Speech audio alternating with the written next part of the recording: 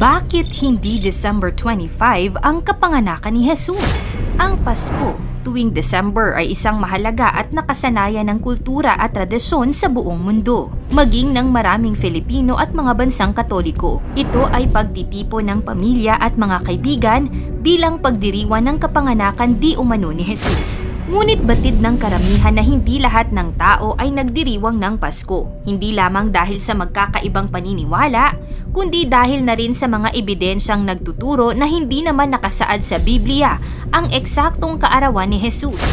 Kaya marami ang nagtataka at nagtatanong, kailan at paano nga ba nagsimula ang Pasko?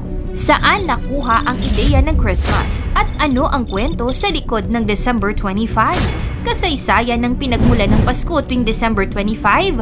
Yan ang ating aalamin.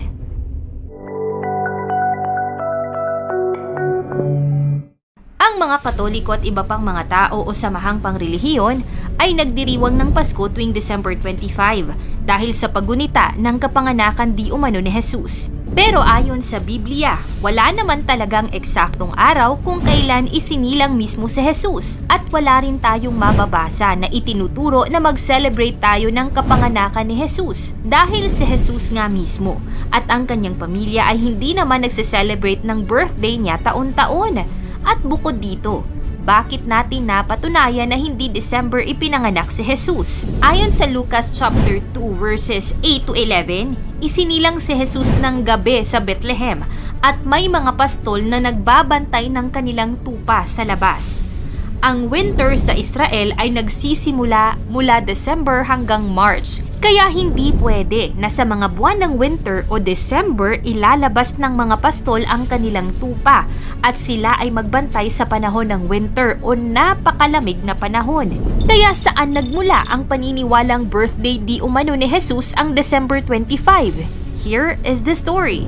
Kapag winter solstice noon, ang mga bansa sa Northern Hemisphere ay merong holiday na ginagawa. Sa Scandinavia, ipinagdiriwang ng mga Norse ang Yule tuwing December 21, ang umpisa ng winter solstice hanggang January. Sila ang nagdadala ng malalaking kahoy at sinusunog ito sa kanilang bahay. Magsasaya ang mga tao at magsasalo-salo sa harap ng bonfire hanggang sa maubos ang malaking kahoy dahil sa napakahalaga sa kanila ng liwanag mula sa apoy. Sa Germany, ipinagdiriwang ng mga tao ang paganong Diyos na si Odin sa panahon ng midwinter holiday.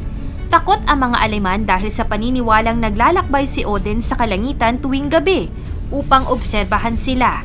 Pagkatapos ay magpasya kung sino ang mamamatay. Dahil sa kanyang presensya, marami ang nagsistay sa loob ng kanilang mga tahanan tuwing katapusan ng Desyembre. Samantala, sa Roma, kung saan hindi gaanong matindi ang taglamig kumpara sa mga lugar sa norte, ipinagdiriwang ang Saturnalia, ang pista para kay Saturn, ang diyos ng agrikultura ng mga Romano. Simula sa linggo bago ang winter solstice, ang Saturnalia ay isang panahon ng kasiyahan kung saan sagana ang pagkain at inumin. Sa loob ng isang buwan, binibigyan ng pansamantalang kalayaan at itinuturing na pantay-pantay ang mga alipin. Isinasara ang mga negosyo at paaralan upang ang lahat ay makasama sa kapistahan. Ang Saturnalia ay selebrasyon ng paniniwalang paganong Romano na kapag sumasapit ang winter solstice, ang pagano ay merong paniniwala tungkol sa polytheism, na ang kahulugan ay ang paniniwala sa maraming mga Diyos. Kaya mapapansin ninyo na napakarami talagang kinikilalang Diyos ng mga Romano o tinatawag pa nga ng iba na Roman mythology na ginaya naman ng mga Grigo or Greek mythology. Sa panahong malapit na ang winter solstice, ipinagdiriwang ng mga Romano ang kaarawan ni Mithra, the god of sun, tuwing December 25. Para sa ilang mga Romano, ang kaarawan ni Mithra ay pinakabanal sa araw ng taon. Bukod kay Mithra, sinasamba rin ng mga pagano sa panahong ito ang Diyos ng araw na kinikilala nilang si Sol Invictus. Kaya napapansin din natin sa iba't ibang larawan ng mga kinikilalang Diyos ng mga Romano na di nawawala ang simbolo ng araw at maging sa mga likuran o ulunan nila hanggang ngayon. At nang dumating ang ika-4 na siglo, nagpasya ang mga opisyal ng simbahang Romano na gawing holiday ang araw ng kapanganakan ni Jesus. Subalit, Sa kasamaang palad, hindi nabanggit sa Biblia ang araw ng kanyang tiyak na kapanganakan. Sa kabila ng ilang mga patunay na ang pagsilang ni Jesus ay hindi December, ay posibleng naganap sa panahon ng spring dahil bakit nga naman magpapastol ng tupa ang mga pastol sa gitna ng taglamig. Ganoon pa man, pinili ni Pope Julius I ang araw ng December 25 ang maging kaarawan ni Jesus. Dahil para sa simbahan, ang pitsang ito ay layuning tanggapin at pag-isahin ang mga tradisyon ng paganong pista ng Saturnalia. At matatandaan natin ito rin ang birthday ng Diyos ng mga Romano na si Mithras, na itinuturing din nilang Diyos ng araw. Ang kapanganakan ni Mithras na December 25, binago nila sa kapanganakan ni Jesus. Ibig sabihin, ang konsepto ng pagdiriwang ng December 25 ay nagmula pala sa paniniwalang Romano. Simula noon, ang paniniwalang December 25 na kaarawan di umano ni Jesus kumalat na sa iba't ibang lugar. Sa Egypt noong 432, sa England sa huling bahagi ng ika-6 na siglo, at sa iba't ibang lugar ng mundo. Sumilang ang paniniwala tungkol sa Pasko ng mundo. Pinaigting ng mga leader ng simbahan ang pagkakataon na mahalin ng mga tao ang Pasko. Mahalaga din sa mga taga-norte ang puno ng evergreen tree or fir tree. Dahil sa kabila ng kondisyong napakalamig kapag winter solstice, nananatili pa rin itong buhay. Kaya ang ibang mga tao dito ay binubunot ang puno dahil naniniwala sila na may buhay ang fir tree at ang punong ito ay nilalagay nila sa kanilang mga bahay at nilalagyan ng ilaw sa pinakaitaas nito. Pinaniniwalaan na ang fir tree ang pumoprotekta sa kanila dahil sa panganib ng winter at dito nagsimula ang tinatawag nila ngayong Christmas tree. Tuwing Pasko, ang mga tao ay dumadalo sa simbahan. Pagkatapos ay pumupunta sa maingay at masiglang karnabal na pagdiriwang katulad ng kasalukuyang Mardi Gras. Taon-taon, ang mga mahihirap ay pupunta sa mga bahay ng mayayaman at hihingi ng kanilang pinakamasarap na pagkain at inumin.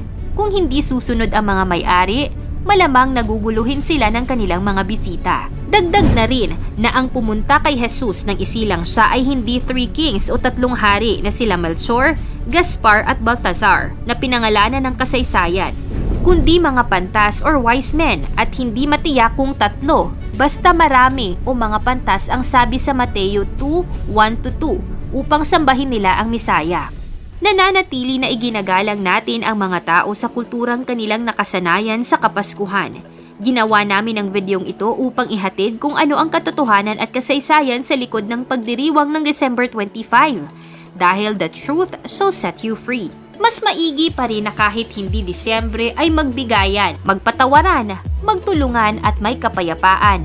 Dahil yan ang tunay na diwa ng totoong Pasko. Ikaw, ano ang masasabi mo na ang kasaysayan mula sa Pasko tuwing December 25 ay mula pala sa paniniwalang pagano? At ano ang madalas mong ginagawa tuwing December 25? Nagdiriwang ka rin ba? I-komento mo naman ito sa ibaba. Paki-like ang ating video, i-share mo na rin sa iba. Salamat at happy holidays!